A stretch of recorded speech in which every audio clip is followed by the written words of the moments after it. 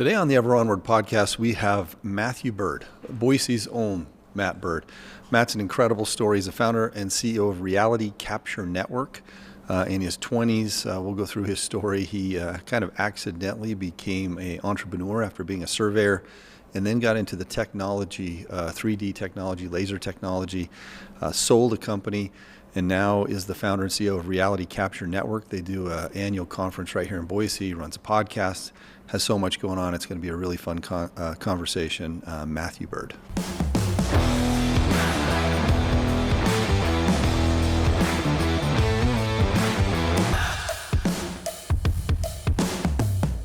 Matt, welcome, man. It'll be great. Thank you. Great having. I mean, it's always hard having these guys that are podcasters on. No. It is.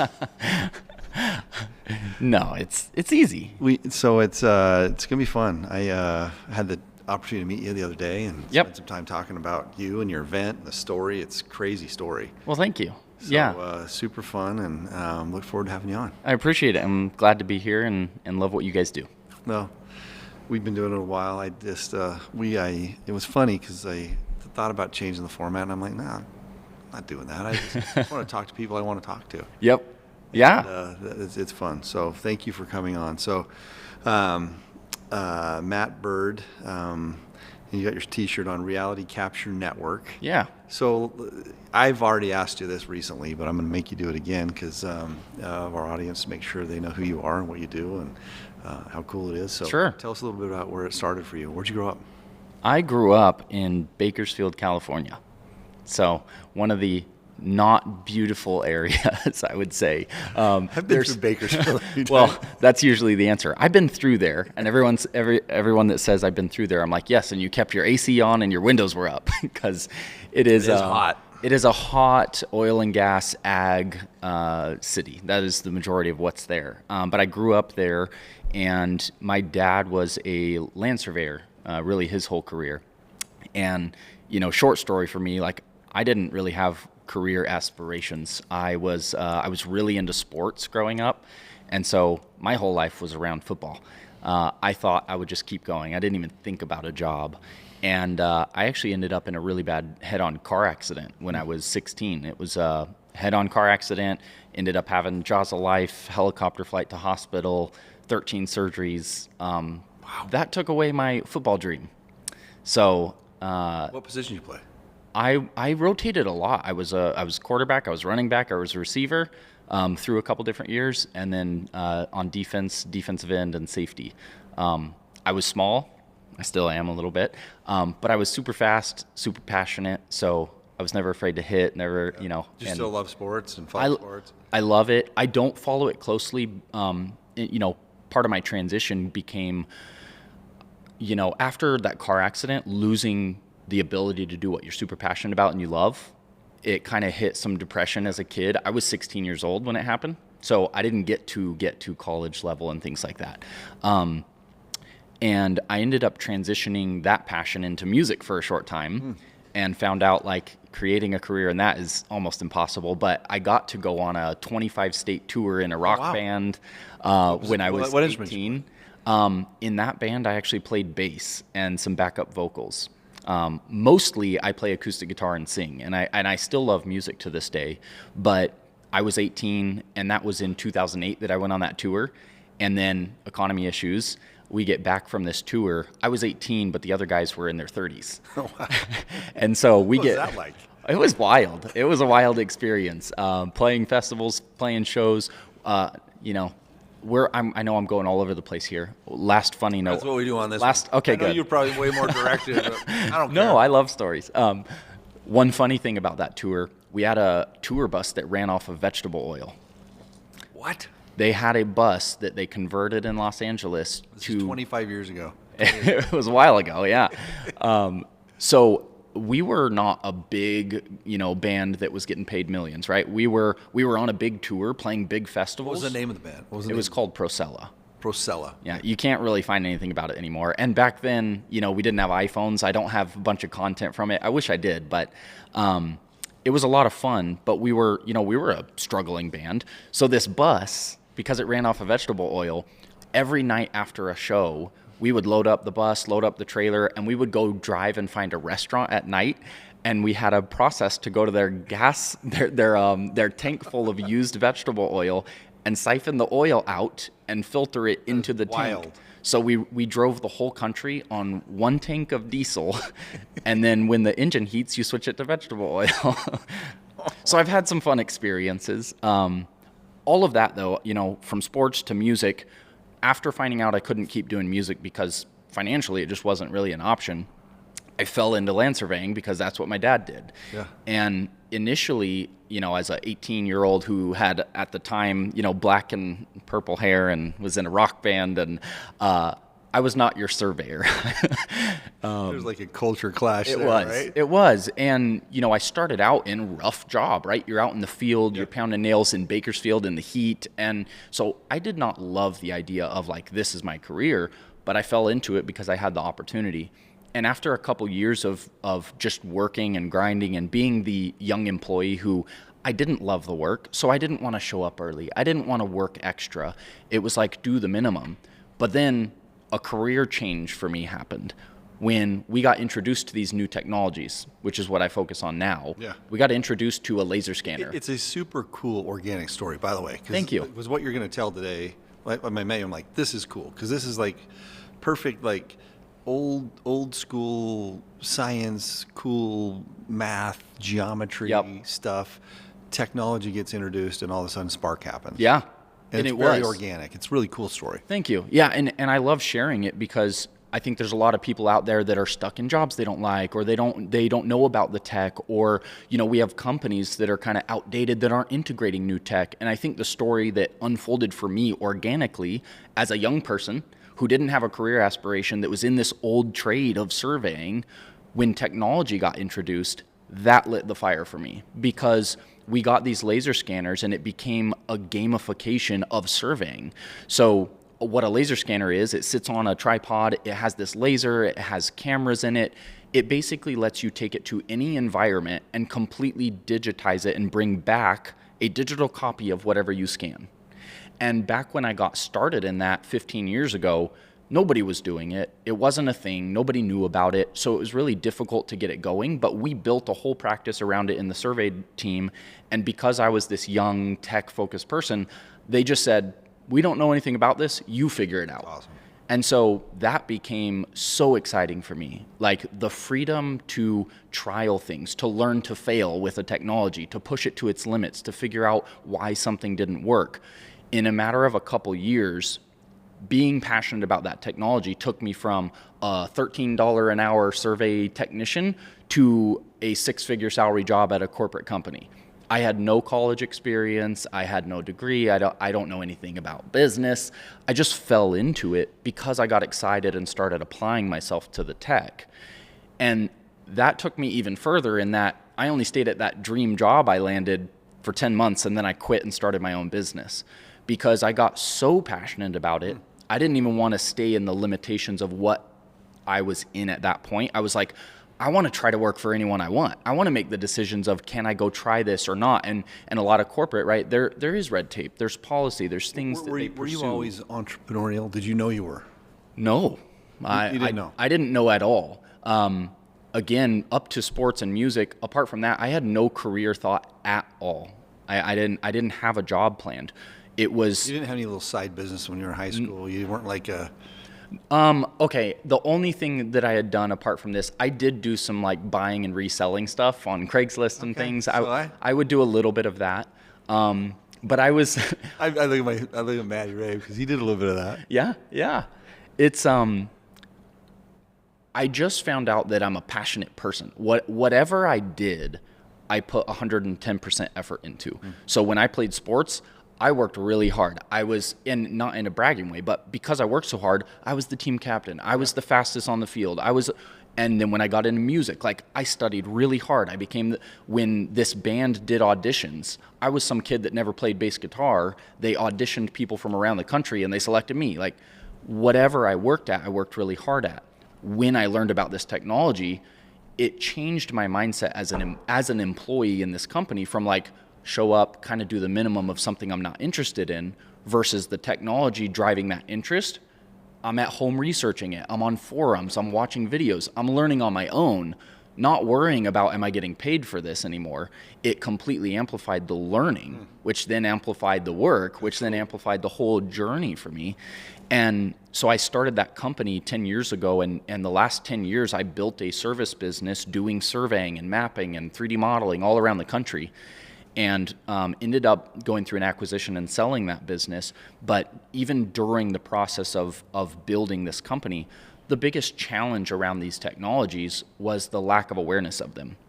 I always say at our conferences or on podcasts talking about these technologies, I say, if I call an architect right now, or an engineer or a surveyor or a builder, and I ask, like, do you know what laser scanning is? Half of them might say they're familiar, and maybe one out of 5 might use it or have used it before.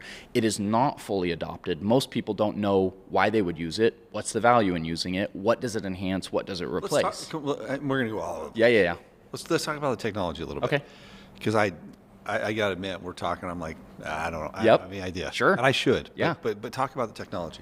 So there are a lot of technologies in this ecosystem we touch on, from laser scanners to drones to survey instruments to XR headsets. But let's start, the one that really was a defining change for me was the introduction of the laser scanner. So again, this device that has lasers in it, it has a mirror that rotates in it, and it throws this mirror out at 1 million measurements per second and captures a 3D environment of everything that it can see. So I always say, like, as an example, if we're sitting in this building here and we set that right here and we run a scan, it's going to map every feature in this room. All of the steel, all of the placements of the lights, the tables, the chairs, the walls, the windows. So now when you think about construction, renovations of buildings, operating buildings, they need accurate information. They need, So does that data then go into, and Yes. I'm going to butcher what I'm going to say here, but is it going into like some Revit model Yes. or some other Yeah. thing? So when you get done doing a 3D mapping project, whether it's a building, a facility, a roadway, a bridge, you bring this 3D data back into your software, and it natively drops into what designers, engineers, architects use. You can put Why that. does everybody use this? That's the question. And that is my whole goal, is raising awareness to these things and helping people understand them. Because once people start using it, they go, why aren't we using it? Because it replaces going out with tape measures, going out and taking site photos, going out back, in surveying. We're doing a ginormous project in downtown Reno Yep. right now. Yep. Ginormous. We're taking the old Harrah's 2 city blocks. Yep. It's a crazy project, and it's the largest kind of readaptive use in the United States right now. Wow. And we should be like, we're Absolutely. right in the middle of, I'm just sitting here listening Yes. to you going, why wouldn't we do that? Yeah. And that's why I shifted my focus from only being this company that does the service, and I really believe in this idea of the rising tide lifts all boats. I took the initiative to say, you know what? I don't want to be a boat anymore. I want to figure out how to just rise the tide. That is true. Because I started educating people on what I was doing, how I was doing it, how it was working. And all the competitors to me of doing scanning services are like, why are you sharing your secrets? Why are you? And I'm like, because I believe that by helping people do better, it's going to help more people win the work. It's going to help clients understand the value. It's going to increase the whole industry. And I took that all the way to the point to say, I don't even want to do the service myself anymore. I just want to help businesses understand how to do it, train them to do it, help end owners and clients and everybody. And over the last 5 years, we have launched our local conference here in Boise. Yeah, so we're going fast. Sorry. I'll go back to the technology. No, it's really, really cool, because I think it's going to be easy for people listening to kind of, like, first of all, you're super passionate and like where you're going, but now you go from, hey, I'm not going to be the boat. Yeah. I'm going to be the tide. Yes. So now you start Reality Capture Network, you have Yep. your conference, and now you become the leading authority on this technology and how to use it across all industries. Yes. Did I say that right? Yeah, that was pretty accurate. And that organically happened because it was a pain point I identified as someone using the technology. Was like, I don't have anywhere online that I can go to learn about how to solve these problems, or what devices exist that I could buy, or how do I take the data from the scanner into a model. Like, there's no education available. And even when I started, No universities had it in their curriculum at all, and most still don't. And we're going to go fast here, but stop a little bit. Why?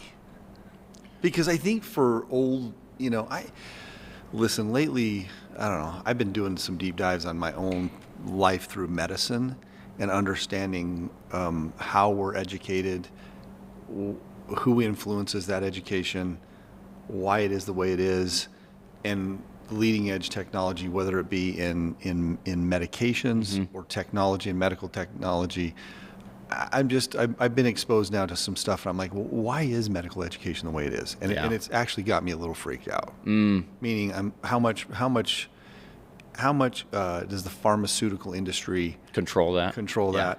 How much? I mean, I'm because you think about the way healthcare is today. Yep. It's driven by forces that are not always correct, benevolent. Yeah. Right? Yeah. It's not. Yeah. And now on the back end of it, as this guy almost 60, I'm looking back going, man, that's not right. Yeah.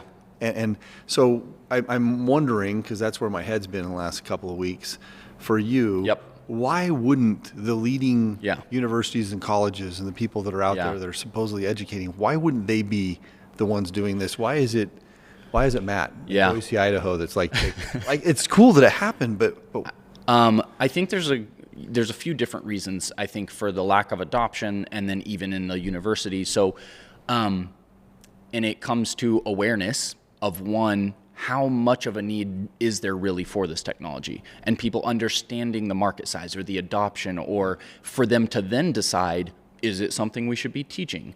And universities, as much as they're ahead of the game on trying to do research and stuff, I think they're also very slow to realize what needs to be taught, figure out. Then this is the other challenge with new technologies.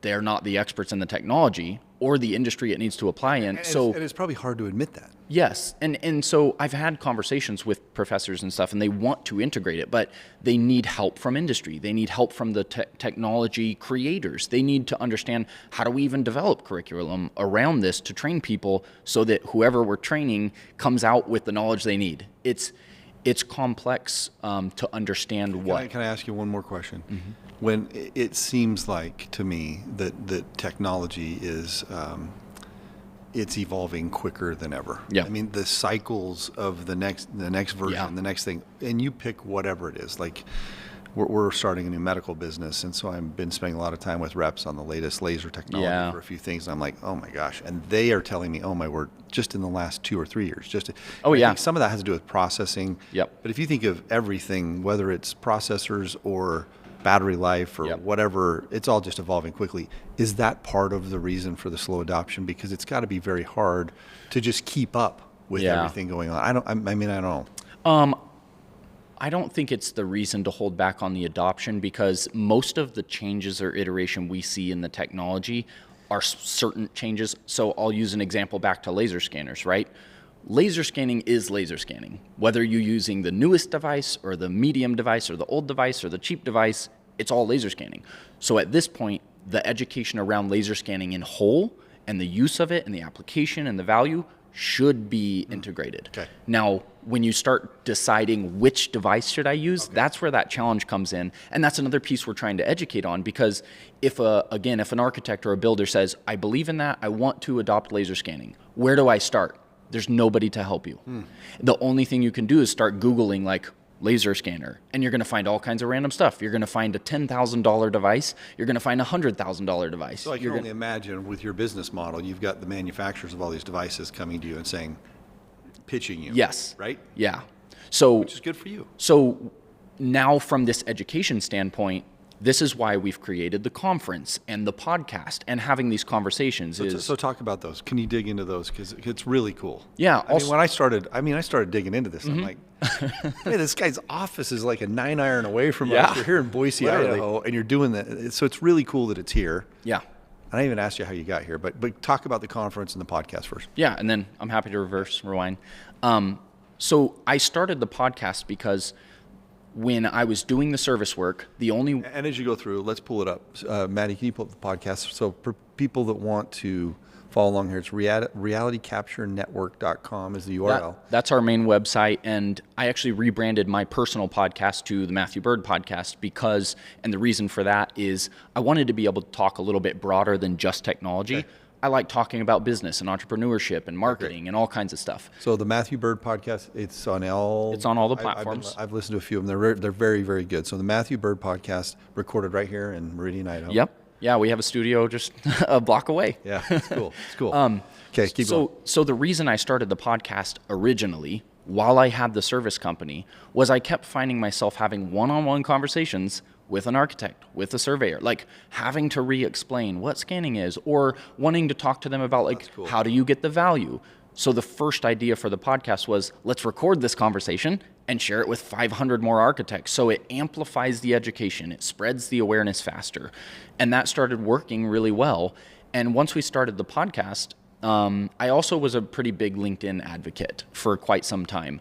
And so I took the podcast to LinkedIn, used it to build my community, build awareness.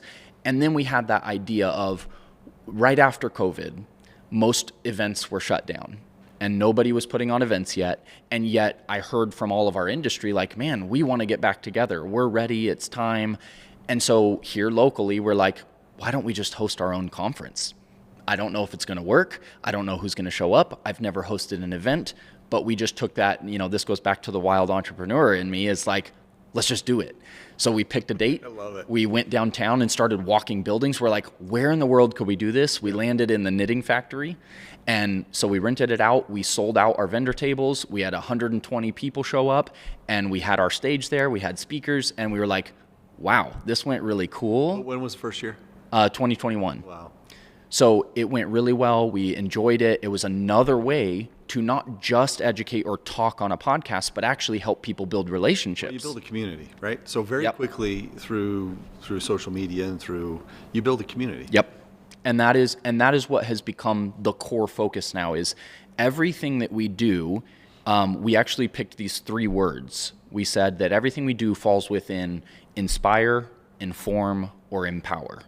We want to inspire people to think outside the box, to take risks, to try new technology, to trial new things, to embrace failure, that whole inspiration piece. And then 2, we want to inform them on what is out there. How are people using these new technologies? Why does a surveyor need a drone? Why does a construction company need a digital twin? And then empower is like actually help you build relationships with the people that can help you do it, or the technology providers that you can buy from, and educate you along that whole route. And that is our whole community focus. So this year is our 5th year hosting the conference here locally in Boise. It's at the Morrison Center at Boise State University. And we have, 500 to 700 people we expect for the conference. 90% of those are flying from around the world. That's incredible. So last year's metrics, we had about 500 people that flew from 15 countries and 40 states into Boise for the event. But we only had about 20 people from Idaho at the conference because most of our audience has been global. Yeah. And so this year we said, you know what? Do you ever think how awesome that is? It is. I mean, just it blows my mind. It's so fun to talk to people that are passionate. One, which clearly, Matt, you're got that going on. Thank here, you. buddy. Sorry. And then the second thing is that they see an opportunity. Right? Yep. Here's the pathway and opportunity. It's based in genuine, authentic energy that's just good. I want to do something good for people. I want to do something good for so it's authentic. Mm-hmm. And then boom, you develop a community pretty quickly, and you go from. I mean, it's an incredible story. Thank you. It's awesome. It's really fun, and it's an honor to be in the seat that I'm in. And I post nonstop on LinkedIn, so I always tell people I'm connected to. Sorry that I am always in your feed, but half of what I talk about is like the joy that I get in seeing people come to an event and leave with value. Right? Mm-hmm. They met a new client, they met a new relationship, they found the answer to the tech they were trying to solve. Like, building that community that truly creates value for people is the most fulfilling thing I've done in work. When's the event? The end of this month. End of this month? September 30th. Is it too late for Idahoans that listen to this to be part of this? Not at all. We can crank this one out Monday. It is really my goal to get Idaho involved. We have our own event here coming up, and poor Maddie Rave's about sick of me today. You're good. Yeah, we'll crank it out Monday. So, Cool. so if anyone wants to come, Yes. so talk about who the people that Sure. should be interested in this are. So I believe that we mostly say we focus on the built environment, which is anybody involved in building, construction, engineering, architecture, surveying, and then even asset owners. Yeah. We have people coming to present on programs that they're doing with these technologies from Dallas-Fort Worth Airport, from General Motors. We have Blue Origin. We have so many big names that are flying in for this event to talk about the needs that they have. How are they using XR or drones or scanners? So cool. What are the gaps in the industry? And so our whole focus with this conference, we tell everyone it's kind of like a TEDx event. It is not like a normal convention center where everyone's in different breakout rooms, and we make everyone sit in that theater, and we have a very diverse group of keynote speakers and panels on stage in an effort to also cross over industry knowledge. Awesome. So if aerospace can hear how manufacturing, ExxonMobil is one of our other big presenters, if they can hear how each other is using the technologies and the pain points, it may spark that inspiration or that idea for how they could innovate their process. So really, when I talk about audience for who in Idaho should come, one, it's local. You don't need to travel to Vegas or some other state to go to it. It's at the university. And we provide a lot of networking opportunities as well. We do a lot of fun things, actually. We rent out the whole football field and do a happy hour down on the field. We do the skybox and put on a big casino night. And the reason we purposefully design it that way is a lot of conferences, you're sitting in sessions all day and learning, and then you're done and you leave. Yeah. And so we take this approach of like, jam a bunch of information into you from the stage, but then let you go have fun together and build relationships. Networking in the community, that's the thing. Is the registration on your website? I just want to make sure that we get this and capture it for people out there. Yeah, you can go to the events page, and the URL is pretty easy too. It's archonboise.com. Okay, great. archonboise.com, fantastic, and get in there, register. We're going to try to send some of our guys. It's going to be great. Cool. Yeah. I mean, it's really fun. It is. And, even this year, another really cool development for us is in this effort of trying to build local and get people involved. Last year, we had a professor from Boise State University attend. He was one of the only ones. Following up this year, he came and said, I cannot believe your conference. It was amazing, the content, the people, but the one thing I couldn't believe is that no one else from Idaho was here. And so he actually took the initiative to start getting Boise State involved. We're going to have an entire panel of professors from Boise State University. There will be 6 of them talking about these technologies across their departments and the needs. And then we are opening it up to students to come in and sit in the sessions and learn, because as we grow education, we see us as a path to help the industry understand, but then also work with the universities and end up being this merrymaker right between, students, internships, understanding of industry needs and where education can go, Line and try of sight, to baby. bring those together. And if we can help Idaho along the way, that's where my heart is. So Yep. That's awesome. And I'm excited for that aspect, that we're starting to see some buy-in local, because it's sad to me to host it here and not have people involved. So I'm pretty excited about that moving forward. Oh, that's really, really cool. Hey, there's some things I definitely want to ask you. Yes. AI. Tell us how it's affecting your specific world and kind of industry. Yeah, it's a big one, and I will never claim to be an expert in AI, but I'll tell you at least what I think and what I see. There's a lot of opportunity for it. And there's so many different things AI touches, right? The basics that most people know is like ChatGPT and language models, right? There are processes people are taking, even something as simple as that, to integrate in, like proposal processes and knowledge gathering and deciphering information. But the biggest one that I see is taking AI into how do people use the data from the That's what I was gonna ask. technology. It sounds like there would be that perfect interface. Yes. Hey, we just gathered this mountain of data that you may not know how to use. Here's some options of how you might use it, and then you use the AI to produce or crank out what traditionally would have taken lots of people to do. Yeah, and it creates things that were not possible for Yeah. even people to do because, and this is where we start getting into this very controversial topic of digital twins, and what that is and what they mean. But it's this idea that the program like an airport would do.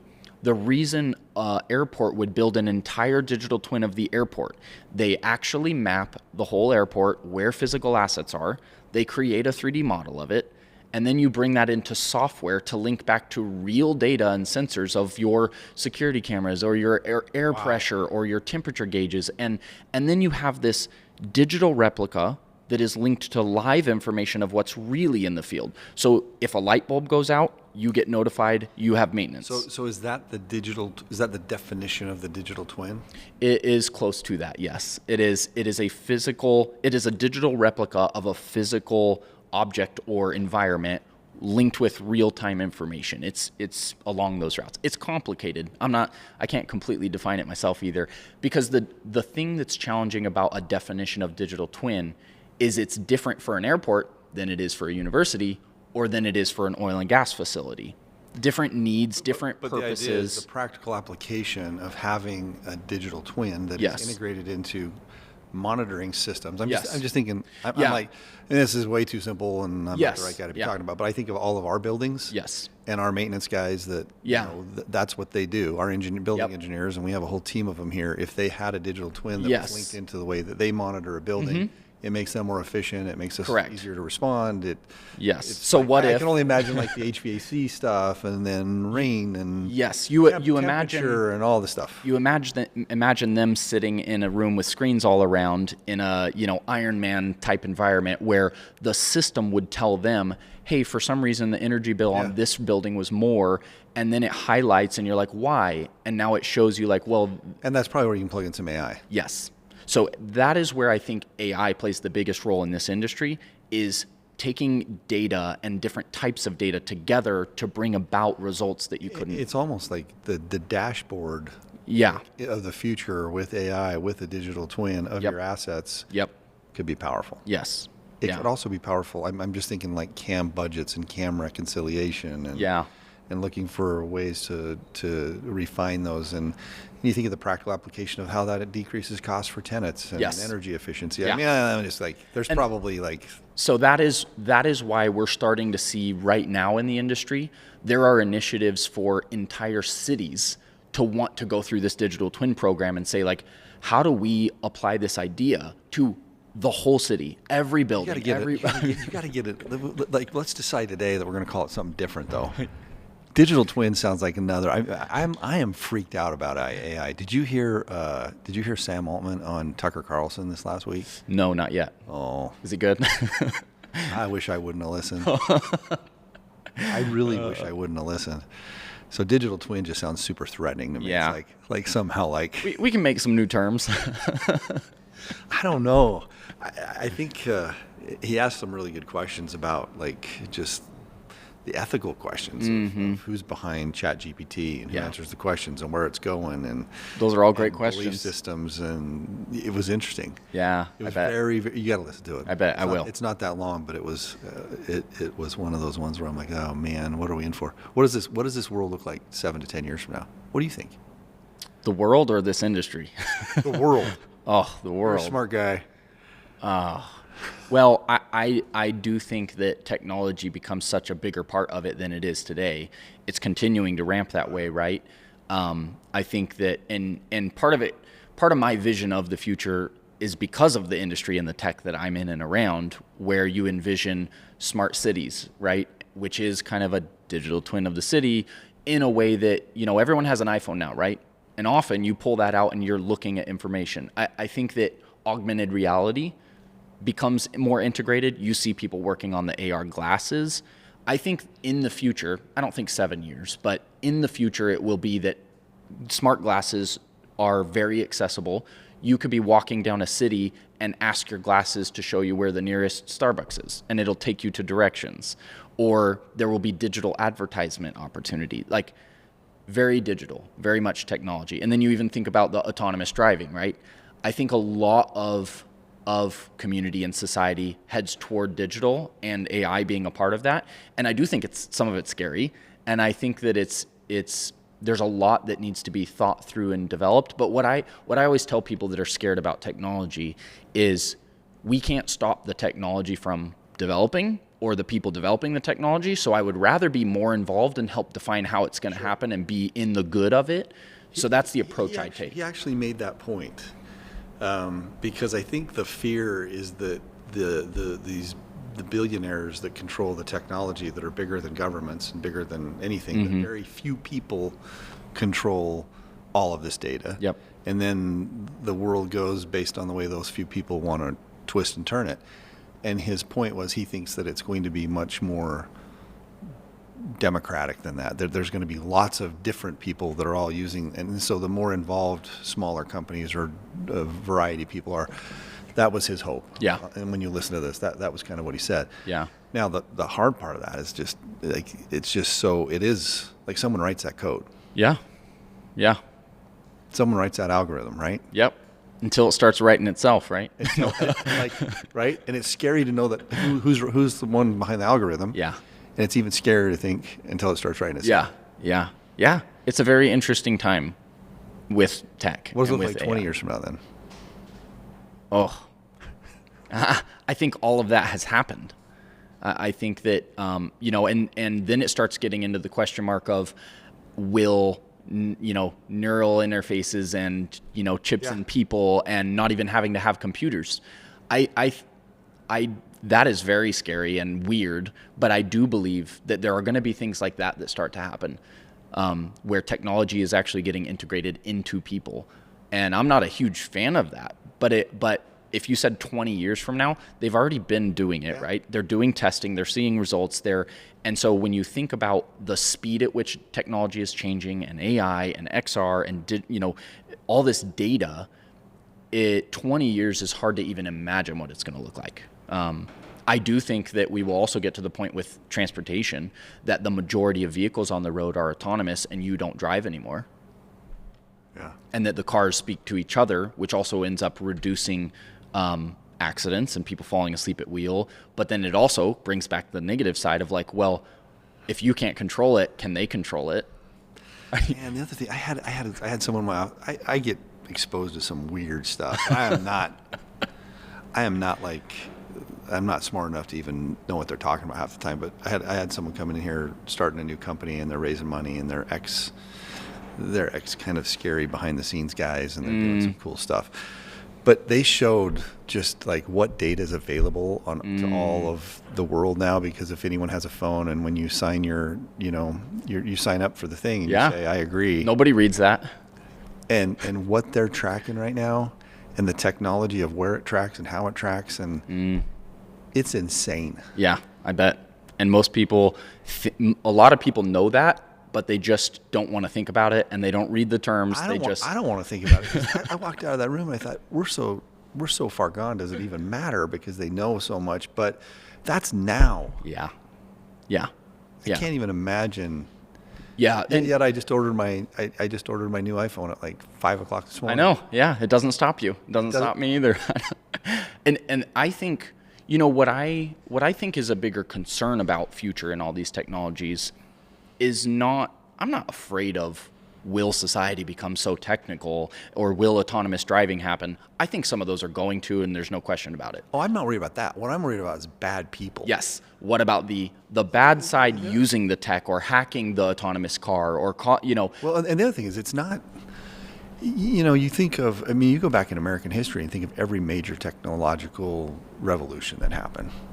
Refrigeration, right? Mm-hmm. Think of, you pick the industry, whether it's healthcare or manufacturing or transportation or whatever. Those adoption periods were relatively slow, and it was relatively contained into the society or community you're in. We are now in an international deal here. Yeah. Where who knows where they are, what they're doing, what warehouse they're in, and what country. Yeah. Already. Yeah. It's interesting. You're supposed to comfort me here, man.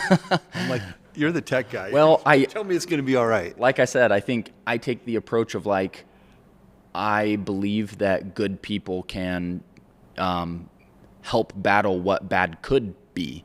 That's a great point. And that is why I'm also excited about our community, because we literally are building a global community of technologists, of builders, of all these companies, all of the innovation leaders within those companies. And I look at, if I am getting the honor of falling into the seat of the leader of that community, and I want to see good happen, can I influence and inspire people to get involved in a good way? And then can we grow something big enough that it actually impacts government and laws and angles and countries? That's a beautiful thought. Yeah, right there. But that's really all you can do at this point. It is, yeah. If not, I could say I don't want to be around it, and then I can step back and it's going to still continue. Do you worry that the shift of dollars, because every time these disruptions happen, it is a tremendous, so think of the ones we just talked about, steel, automobiles, Yeah. industrial manufacturing, industrial revolution. When it happens, the shift of dollars really, computers, think of Microsoft. Yeah, right? I mean, NVIDIA's... Right? So do you worry that the dollars are so big that they control so much that they squash these good ideas or people that are trying to say, hey, have you thought about this? The ethics and morals of what we're going into, I guess. Who's going to control those? That's my fundamental question is, okay, as we go forward, who's making those rules? Yeah. Yeah. Is it governments? Is it tech lords? Yeah. Is it international groups that I don't even know who they are, what they do, and whose best interests are they looking out for? The perversion and that happens with money and Yep. and power. Yeah. Probably more important. I think there's a point in life for a lot of this that it's not even about money anymore. It's about power and control. Yeah. And how dangerous that gets when it's not. I mean, capitalism, in my mind, is what made this country great, and that's great. And you say, oh, it's wonderful, it's wonderful. Then that goes, and then when you've already got so much money that you can do whatever you want, then it's power. Yes. And then it's control. Yeah. No, it's a good question, and I think that it's a big one around a lot of the big tech and the AI and the future and it's not something that I've super focused on right now. Like the technologies and the impact we initially focus on with our community are really improving construction and management of buildings and things like that. You're smart. Oh, I know. Because we're still in the phase, but we're still in the phase where all these things are wonderful because they're just the things, and I don't even know because I'm not in the seat you're in, but the things that you're talking about are going to, it's going to be process improvement, improving the quality of people's life, including, and let's go back now. Think about the youth of today that are looking for careers, the excitement. I mean, what happened to you in your life? Yeah. You go from aspiring athlete to inspiring musician to surveyor with long hair to where you are right now, right? Think of all the youth that are in Idaho, that you're going to have the opportunity to be part of this revolution. That's exciting. Yes. So I don't want to distract from the really good thing that's coming out of it. I just think that at some point we all ought to sit back and say okay. Yeah. Well, what should we? And I don't even know if it matters. That's the thing. I talk to my wife about it sometimes. Well, she's like, "Well, why are you freaking me out?" And I'm like, I don't know, but yeah. Maybe I worry about it too much. My general take on things like this is I try to keep an eye on it. I like listening to other leaders out there and what they're doing. I like listening to other interviews, right? But what I put most of my attention to is what I can actually impact or control. Which is probably the way we all. And my hope, honestly, though, is that can I grow what I'm doing big enough that now what I actually can impact is one of those things. What's the goal? I mean, you look your first one 4 years ago. Yep. What does the next 5 to 10 years look like for RCN? For Matt Byrd. Well, I do dream big. Okay. I love it. We'll listen to this in 5 years and go, man. Yeah, that'd be fun. That guy on my show. Because I haven't really, gone deep with people about all the plans or vision with it, but. What we've done the last 5 years is really testing the idea of the need for what we're building, the community, the education, the universities, the government. Where are these technologies impacting? And we're really there's nobody else doing what we're doing. And so, going back to, I'm surprised people from 15 countries flew to Boise, Idaho for our event. That is more confirmation of like, everybody everywhere needs what we're doing. Yeah. No one else is fulfilling it for them there, so they're coming here. So we have a plan to build out what we're doing now and continue to build our team to be able to handle it, and then scale that to have a conference, have a podcast, have a localized community in other countries. And we already have people asking us to do it. We just don't have the manpower, the resources, the time to go replicate ourselves everywhere. So turning it into a process that we create this community of technology focus, of education around the world, is really the long term. And there's a lot of details within that.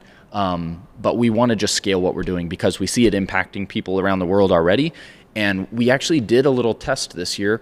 We did a conference in Prague in Europe, and we did one conference in Orlando, Florida. And that was a lot of work for us to pull off. But they went really well. In Europe, all the attendees were from Europe countries. And so it's like, okay, it shows that if we launch an event somewhere, it's going to draw more local, regionalized people. But they're all interested, and they all are following us globally. So if we launch one anywhere, people will show up because they need the same thing. So that's some of our future vision. And there's a lot with that. We do plan to start working with government on legal, like what is required when you're done building. Do you submit old CAD drawings anymore, or is the technology coming into play that you're doing 3D models? We also plan to work with universities to help build curriculum and education and try to cross over industry with education. So there's a lot of like side initiatives within that. How big is your staff and team? 10 people. Wow.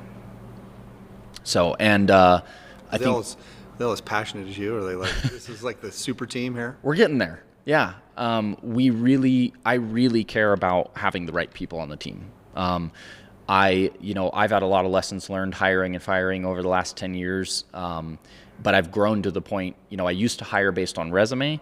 Now I hire based on the person. Isn't that true? It is. It is like one of the early lessons, right? It is. And it took me a while to really get there. And it's hard because sometimes you want the resume. You want the right technical. What's the famous line with hiring? It's like you're going to be right 50% of the time. You just don't know which 50%. Yeah. You just don't know. No. And you also never know until they actually work for you for a while. Yeah. Because I've gone through the process even recently. I'll never name names, but I hired somebody after 3 rounds of interviews, group interview, resume, everything. After a week, they weren't with us anymore. You can't see the motor. Not until it's... The motor is under the hood, and unlike cars and people, you just have to wait and see, right? Yep.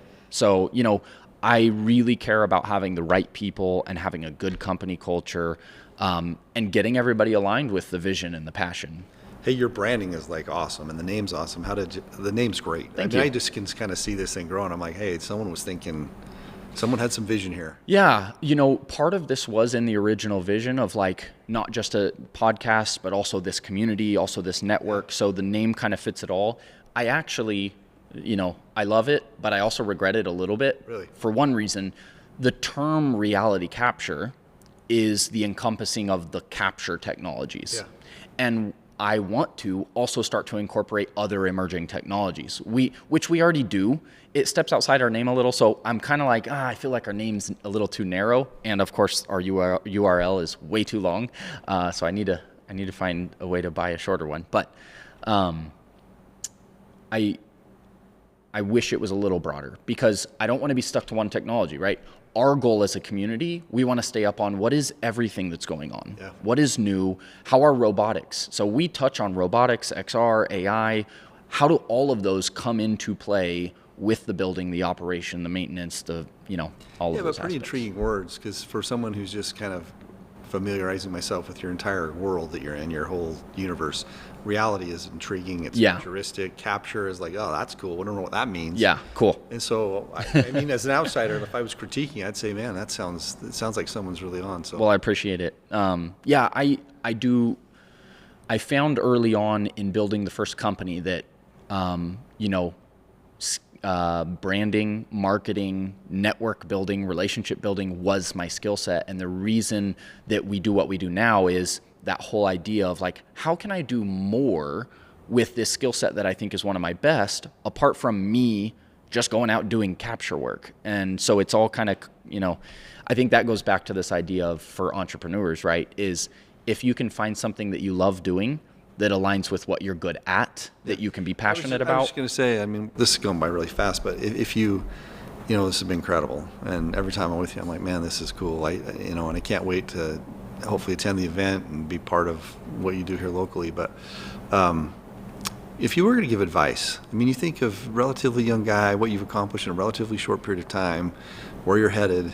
What are some of the key elements of what advice you would give some young guy right here in front of you today, saying, hey, what does it take to do what you've done? I appreciate the question, and it is a honor to be in a seat that I can try to do that. And I don't look at myself as an expert. I fell into what I'm doing.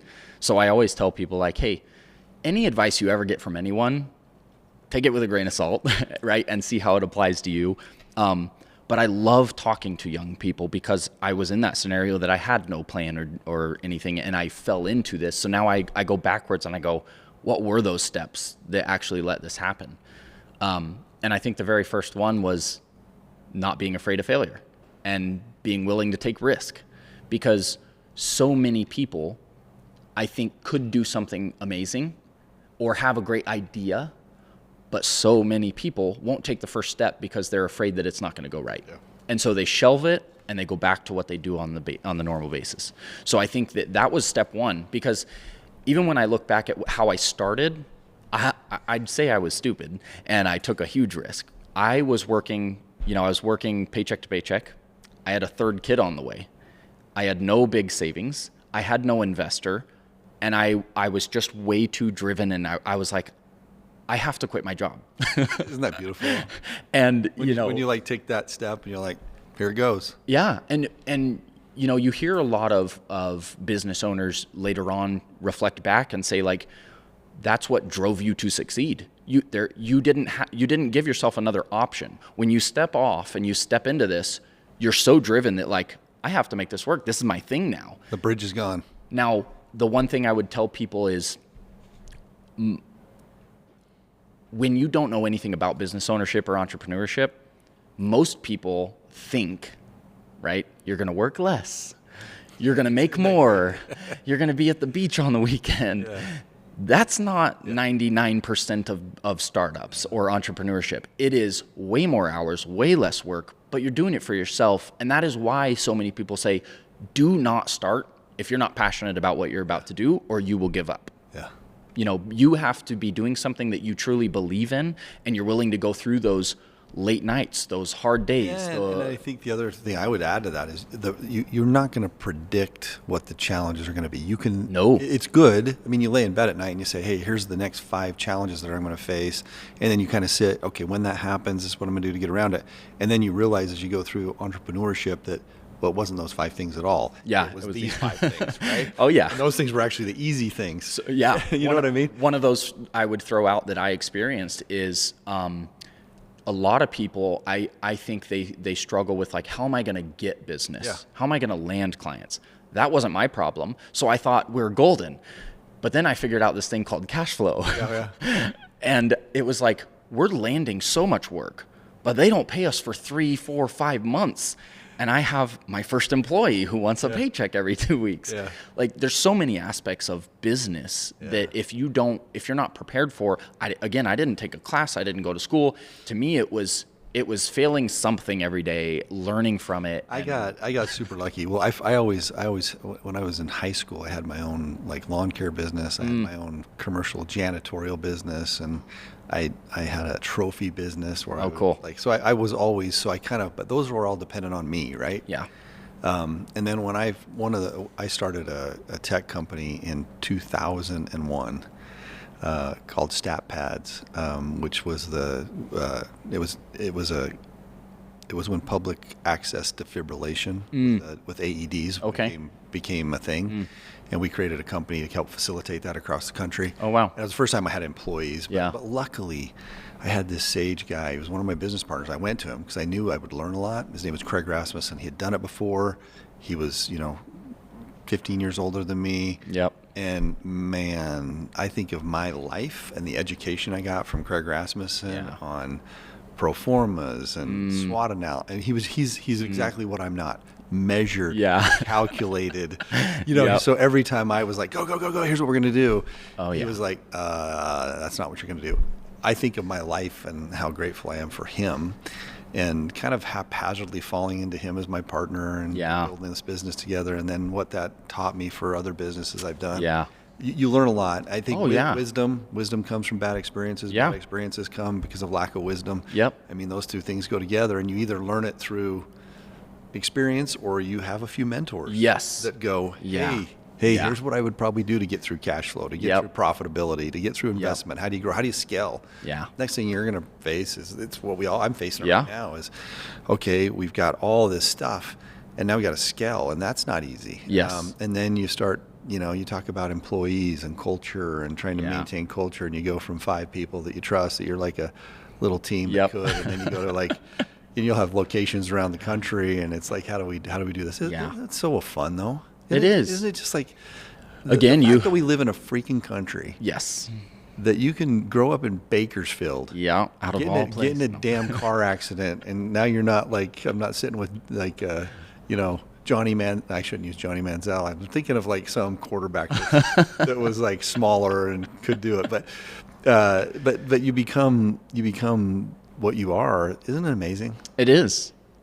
And America's great. It really is. And I attribute a lot of my business growth to just where we are in the digital age, right? LinkedIn and using social media was actually a huge part of me being able to build a company. And maybe I could have done it without, but anybody could start something today, and it could be something that is a localized business that serves people around you, or it could be online to people all over the world. There's so much opportunity. But it's passion. It does. It needs to be. It's working 100 times harder than you think you're going to work. It's late nights, sleepless nights. It's more money than you think it's going to take, and it's a pain. It is. But when you love it and when you care about it, for the last 10 years, I've never dreaded going to work, really. I love that. I wake up and I'm at my office right here across the street at 4:30 a.m. in the morning, and I stay till 4 p.m. I go home. That is my everyday. Hey, we got to wrap this up. Let's go back to, go through your socials, go through your URL. We've said a few times, but for the people who want to follow you, what are your Appreciate it. So you can just look me up, Matthew Byrd, on LinkedIn. That's really where I live. BYRD. BYRD. Matthew Byrd on LinkedIn. That's where your thing is. I live there every day, all day. Otherwise, our website is realitycapturenetwork.com, and everything else spars out from there. The event, the local event, archonboise.com. Well, most of our listeners are here in Idaho. Just so dang proud that this is another great thing happening here. Matt, it's been great getting to know you. I hope this is a long-term relationship. Same. And thanks for what you're doing, man. It's inspiring as heck. Thank you. Well, I appreciate you having me, and I look forward to continuing the conversation and relationship as well. That's great. Thanks, everybody. Thank you.